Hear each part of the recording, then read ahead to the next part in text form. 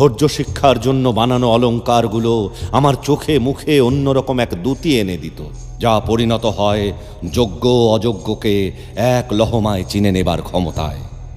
আর আমি কখনোই আমার এই অর্জিত জ্ঞান বিস্তৃত হইনি। আমি সুলেমান 16 বছর বয়সে ভ্যালিয়েত শাহজাদা হিসেবে অভিষিক্ত হয়ে সঞ্জকবে হিসেবে মানিসায় পাঠানো হয় আমাকে।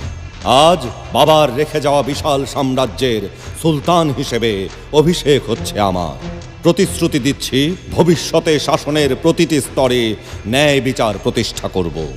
আমি অটোম্যান সাম্রাজ্যের 10ম সুলতান। আল্লাহর হাজার শুকর, সুলতান সুলেমান অক্ষত অবস্থায় ফিরেছেন। ওনার কিছু হয়ে গেলে আমাদের কি উপায় হতো পীরে পাশা?